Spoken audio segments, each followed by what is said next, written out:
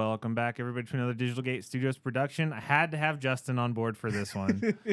I love this deck. This deck is so fun and awesome, and it's one of the decks that we kind of, I wouldn't say bonded over, but at the very first couple locals I was at, I was like, this deck is really cool. This was an early deck, so if you're an early fan of the channel, you'll know that I had a couple versions of a security Digimon list.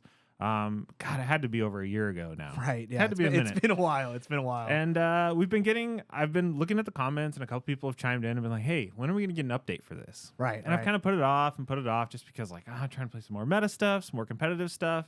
And I was putting a couple decks together the other night, and I was thinking about this one because had a couple new people comment, and I was like, okay, what could I add to that deck? And it's surprising because it's like, what cards do you think make this deck good? And you're yes. You look at it more and more, you're like, wow, what have we gotten over the past year? We've gotten really good Tamers that support the strategy. Yep. We've gotten really good cards that kind of interrupt and interact with the things that come out of the security. Yep. So you get a little bit more interaction there. And you're just like thinking, man, what can I put in? And you're like, oh, I want to put this in. I want to put this in. Yep. And suddenly we have like 20 new cards. So. And I did a little bit of self-analysis, and I realized why I've been putting off this deck update. It's because I'm a man of extremes, right? Sure. And so this format, what do we talk about? All the good decks play Digimon by effects or punish you if you do it, right?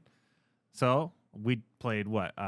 We played Green Gotcha. I did Machine. Yeah. We did Old Force. Nothing that plays Digimon by effects. But it's like, let's go to the other end of the extreme. If they're going to do it, let's do it better. So that's kind of what this deck is. So let's jump into it. For sure. We're going to start off with Tamers on this because the Tamers are the heart of the deck because that's why the deck is fun and borderline competitive.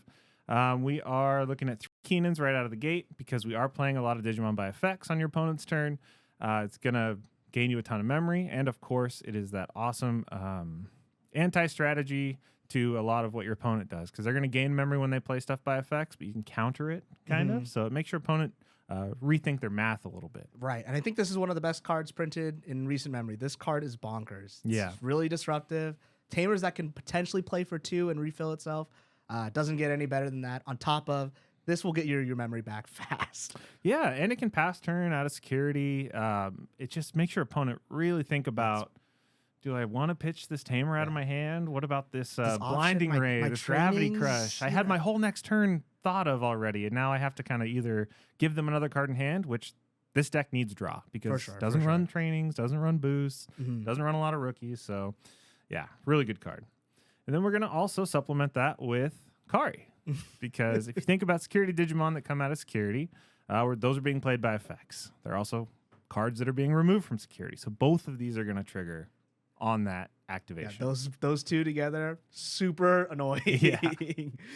And then we are also running 2 of the recovery Kari. So when you add a card to your security stack, you can gain 1 memory. It's also a setter, which is nice.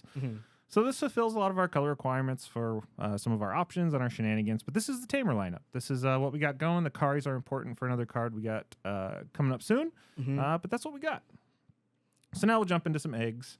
We don't run a ton of rookies, so we do run just 4 Upas. It's not a lot of synergizing eggs that are going to be super good. So yeah, you got to play what you can. Yeah. So this synergizes with one of our ace cards a little bit, so it's not too bad. But when you swing, you want to get some draw. So we are running 3 rookies, just 3, but we're more interested in having security effects on almost all of our Digimon, almost all the cards in this deck. There are only 11 cards that don't do anything in security other than just be bodies. Yeah. So, and that was kind of by design because we are recovering. We are just making this really awkward for your opponent, making them really think, if I swing, am I going to play a body, and is it going to pass turn? Yeah, if you've ever played against this deck, you'll be like, man, this turn is so awkward. Yeah. You can't really go for the way you usually do when you win games. Your memory math isn't right, and then suddenly it all changes. You hit a Keenan, I don't have an option, I lose a memory. And then you hit another Digimon, it plays itself out.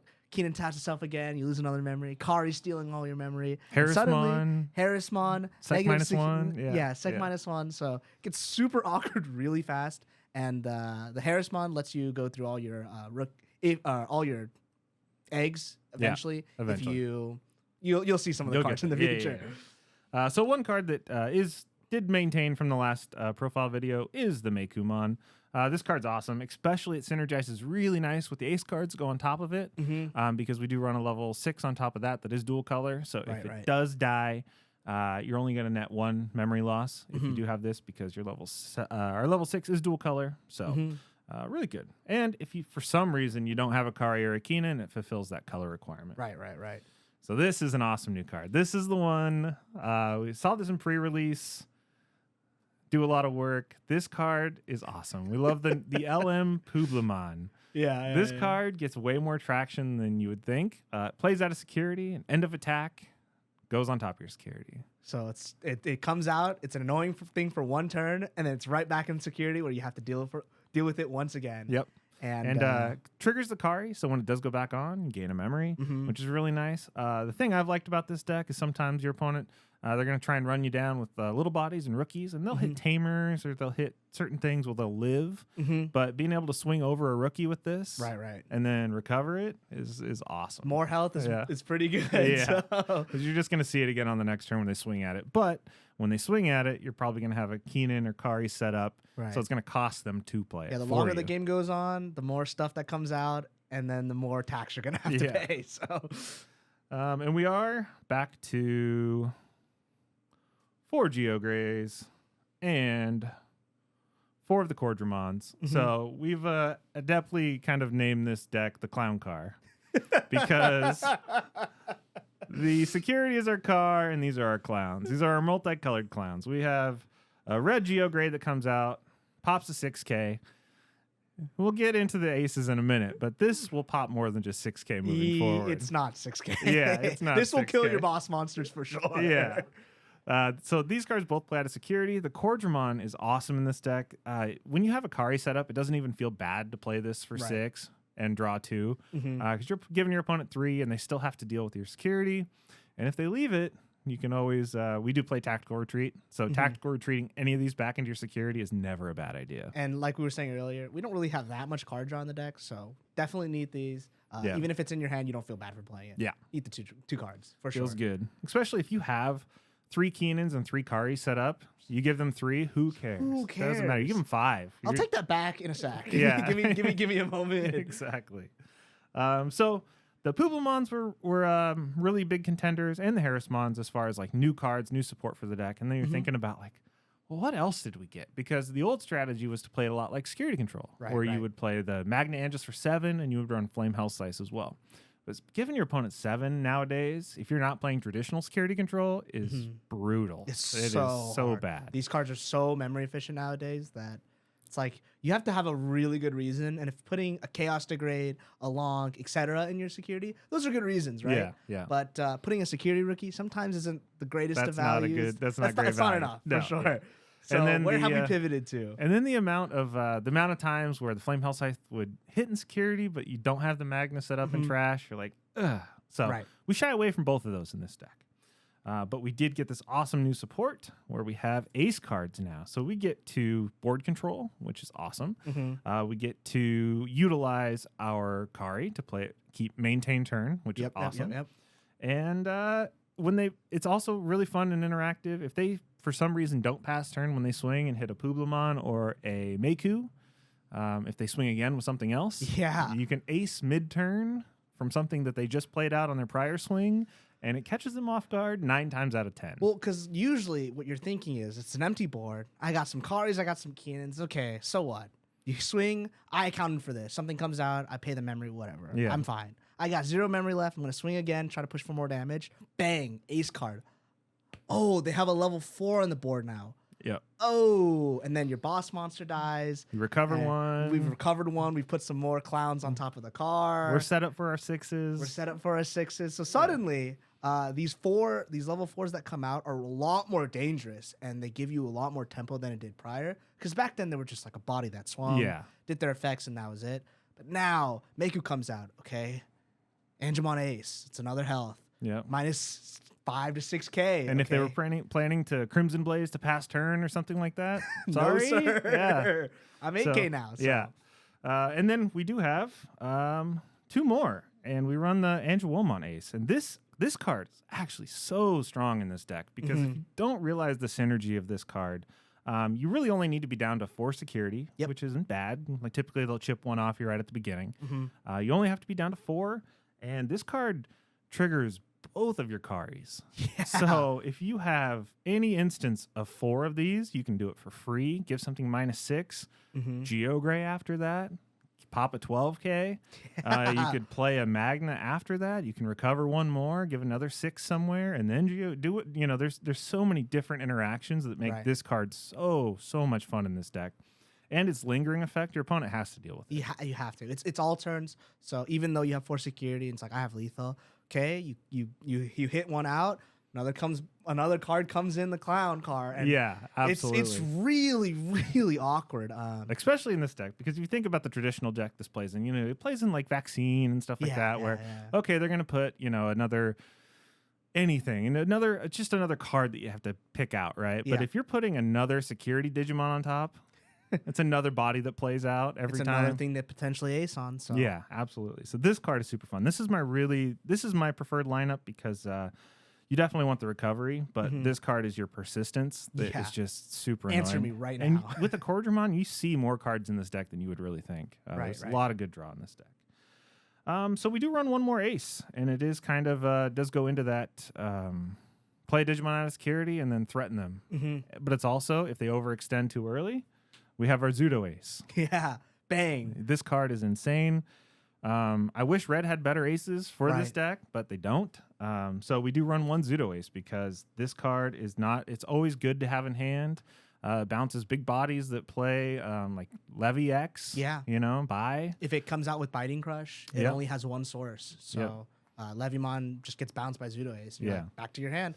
Yeah, it's always a good counter for... there's a lot of good decks. And like I said, if they overextend early and promote a 4 and Digivolve into a 5 pass turn, their game's almost over from there. Yeah. It's really hard for them to start over. You lose so much tempo. I think Zudo Ace is probably one of the best cards ace cards they've printed thus far. I think Valkyrmon is a pretty close second. Yeah. And then everything else, But Zudo Ace, super good. We do run 2 level 6s, and they do really fit with the theme of the deck, and that is Shadow Seraphi. This card is another punish your opponent card. They have to figure out a way to remove it, but if they remove it the wrong way, they still pay for it. Yeah. Recovers 1, and then you neg 4K for each card out of in your security. So it's punishing all in all together. If you can tell, this deck is really annoying to play against. If you don't have certain ways of removal, it gets awkward real fast. Yeah, and it'll continue getting awkward as the game goes on. You really want to bounce this. You don't want to delete it. Yeah, and suddenly the overflow from all of your ace cards don't matter as much. Absolutely. On these, it's not a big deal. Any overextension gets punished. So. Yeah, because typically this will pass you a turn at 3 or 2, and you're going to be losing that when you swing. I was telling you about an instance the other day at Locals when I was playing this deck. We had my opponent swung with a Mega Gargomon. I hard played this because it was coming to the end of the round. We had 3 minutes left. So I didn't have an ace on board, so I hard played a Shadow Seraphi for 12, gave them 9. Yeah. They swung with the Mega Gargo ace. I had 3 Karis and 3 Keenans. So first check. So the check. D-Digivolves. Overflow 4. Overflow 4. The card that they checked was a Geogreymon. Plays. Gain 6. Oh, we had 3 Karis and 3 Keenans? Yeah. So net 10 on 1 card being removed. This sounds like some memory abuse, like some Blinding Ray Gravity Crush stuff. So. 1 check nets me 10 memory past turn when they're at 9. Yeah, that was pretty brutal. Pretty problematic. Yeah. So it was a lot of fun. But there are interactions like that happen. So really, your opponent has to do a lot of thinking about what they're doing. You can't hesitate. You just have to do what you got to do. For sure. We run 4 level 7s in the deck. 2 of them you could probably guess. We run 2 Zwart Defeats because they fit the theme of the deck. They pop out of security. Need another color in there. Yeah. They pop out of security. They can evo on the Shadow Seraphi if you are playing against that pesky Hunters matchup or Cross or anything like that. Yeah, deleting a Tamer. Deleting a Tamer is always good. But typically you want to see these out of security. The way I mull this deck is I either mull for Tamers or I mull these out of my hand. Yeah. You don't want these in your hand, especially turn 1. But yeah, no, definitely run those. And then, of course, we run 2 Death X because your opponent does try and go wide as a strategy. There are other options for this. So you can run, we do run a lot of colors, so you can run Heaven's Judgment. Yeah. So that is always a good option. I don't run it in this deck just because I think Death X is just by far a better card in hand. Because when these do fly out of security, you want to swing with them if you can. If they live, then you retreat them back to your security, or you ace on top of them to try and save them. If you leave a lot of level 4s on board, you're asking to be Death X'd, or you're asking for them to just swing over them. So you want to get as much value out of your security Digimon as you can. Yeah, and it's another one of those cards that get you back the memory that you're paying to your opponent with the overflow cards. If they overextend, Death X, sorry, man. Yeah. And quite good. Yep. And then let's get into some options. We run 2 Chaos Egg because, of course, we have the purple-yellow color requirements. Best removal in the game. You could go up on that if you want to. If you don't have the Death X, you could run 4 Chaos Eggs. Sometimes I found that Chaos Eggs at 4 in these kind of decks will slow your aggression down sometimes because you are recovering your opponent out of security, which is good in certain decks like Black War Gray. Like, that's awesome. Who cares? Let's get that thing off the board. But if they're playing armors, like, do I really want to just put a Vmon on top that swung because that's all they threw, or a Magna? Yeah. So Chaos Egg, really good for that situational removal. Another card I'm really liking in this deck, because we play 6 Karis, you're always going to have one on board, is Revelation of Light. Yeah. This is your ruin mode out of security. This is your play for 4, probably cheaper card with the Kari. You can play Meiku or a Publi out of your security if you want to. That's the most important part about this card, is it is you may. So if you do have a bunch of Keenan set up and a bunch of Kari set up, it's later game, and you just want to put this on top of your security because you can look at your security, which is really strong in this deck. Yeah. If you look and you see that there's just 1 security Digimon in there, and you're like, well, I really need them to pass turn with my full complement of Tamers, then you can leave it in there. Yeah, you can confidently leave it in there. Yes, for sure. And then throw this on top and give their board minus 5k. Which is, And it's until the end of your next turn. So it really helps with your Magna Anja, your Angiwomon, your Geograys. And if you know it's on top and you burn it with Angiwomon, it still activates. It still activates. Blanket 5k, minus 6k. Geogray can kill anything at this point. So. Yeah. It's a really good card. And then we do run 2 Holy Waves because we do want our security to be sticky. I was trying to do it without this card, and I just found myself missing a little bit of stickiness and security, because you do want them to, you want to screw up their math as much as possible. And there's nothing more screwy than Holy Waves and Tactical Retreats. Yeah. Because they both recover out of security.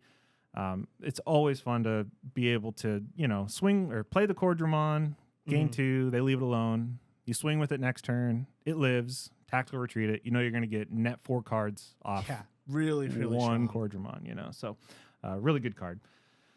And it's always good in a pinch, too. If your opponent is threatening lethal and you need to recover anything, I mean, just throw anything up there if you can. Harrismon. Yep. Geogray, and then like that. It's restricted, so we play it. Yep. So we play 1 reinforcing boost.